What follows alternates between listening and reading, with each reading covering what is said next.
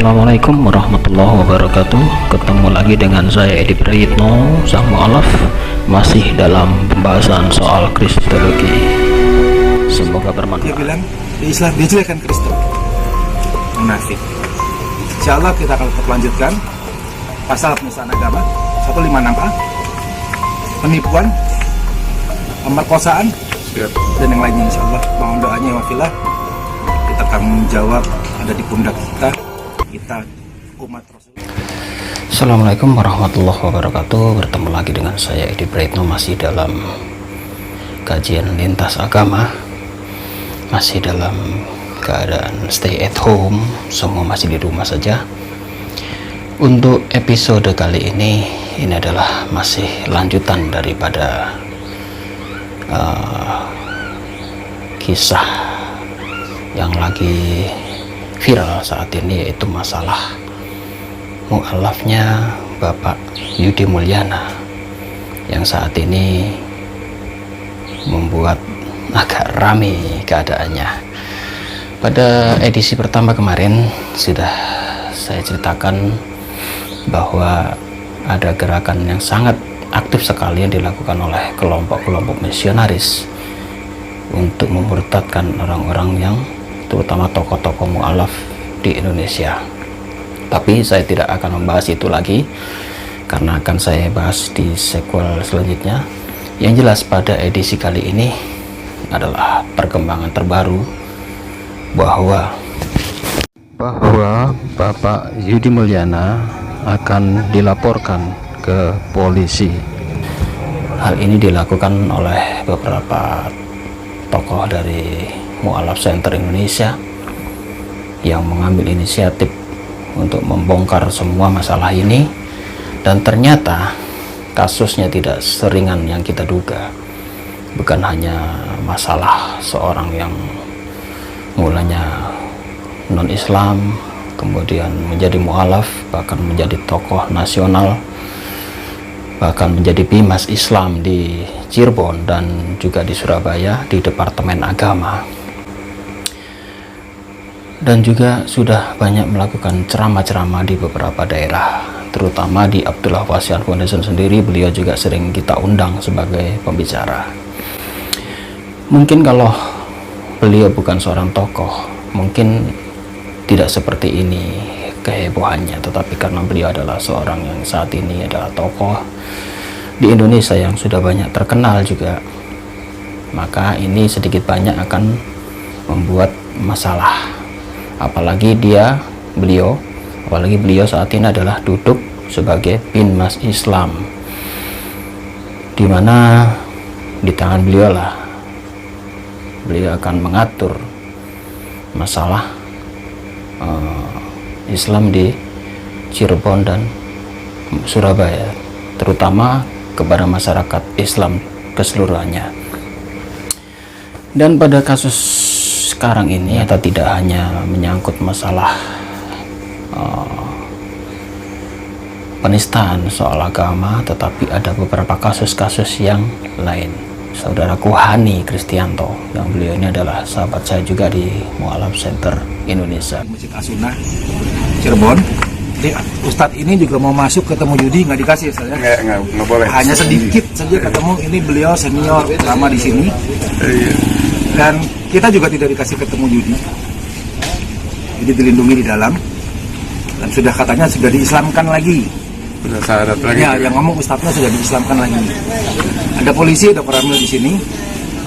Jadi karena sudah viral kemana-mana dan dia sekarang masuk Islam lagi yang kedua kalinya paling enggak. Ya jadi ya nggak apa-apa. Ini pondoknya orang, pondok As-Sunnah, saya nggak mungkin ngacak-ngacak, nggak sopan, kita tamu. Nggak dikasih masuk, sama-sama Islam juga nggak apa-apa, kita di luar. Tapi yang pasti urusan pidana Yudi kita tidak akan berhenti. Insya Allah harus. Ada saudara-saudara kita muslimah yang dia tiduri, bahkan yang cacat. Ada anak kolonel yang dia murtadkan di depan umat Kristen. Dia bilang dia Islam, dia jelekan Islam. Di depan umat Muslim dia bilang dia Islam, dia jelekan Kristen, munafik. Insyaallah kita akan tetap lanjutkan pasal penistaan agama 156A, penipuan, pemerkosaan, Siap. dan yang lainnya insya Allah. Mohon doanya ya wafilah. Kita tanggung jawab ada di pundak kita. Kita umat Rasulullah SAW, kita punya tanggung jawab Islam di sini, dan kita tidak akan membiarkan kejoliman terjadi kepada siapapun. Barakallahu fiik. Assalamualaikum warahmatullahi wabarakatuh. Dan beliau juga yang akan membawa masalah ini ke ranah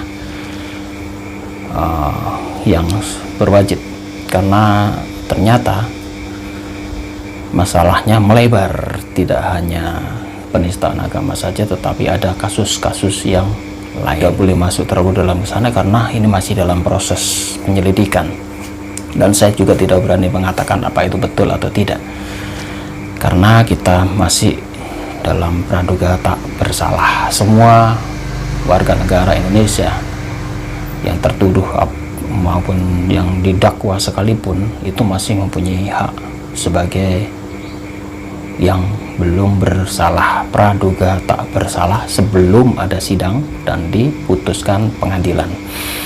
Insya Allah nanti akan kami kabarkan selanjutnya apakah betul Bapak Yudi Mulyana ini sampai terjerat kasus-kasus yang lain atau tidak.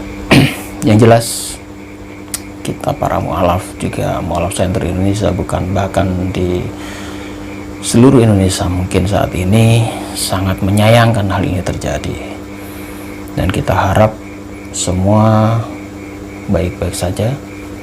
Mungkin bisa dilakukan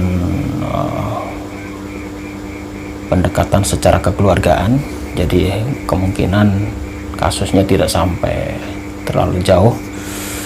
Kemungkinan juga boleh dilakukan tabayun, kemudian ya secara kekeluargaan bisa dimusyawarahkan.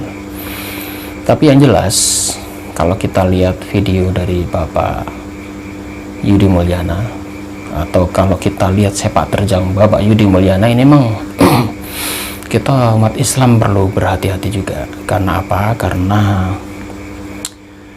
beliau saat menjadi Kristen, kemudian masuk Islam, kemudian sekarang terbongkar beliaunya dibaptis, dan bulan Mei kemarin beliau menjadi mu'alaf lagi. Tetapi anehnya di kalangan Kristen beliau masih bercerita atau menjelek-jelekan orang Islam. Dengarkan isi telepon beliau pada seorang penginjil atau misionaris Paul Zhang yang saya ceritakan di seri pertama, bahwa Paul Zhang inilah orang yang paling bertanggung jawab. Dia mendatangi beberapa mu'alaf termasuk Pak Ali Mahkrus.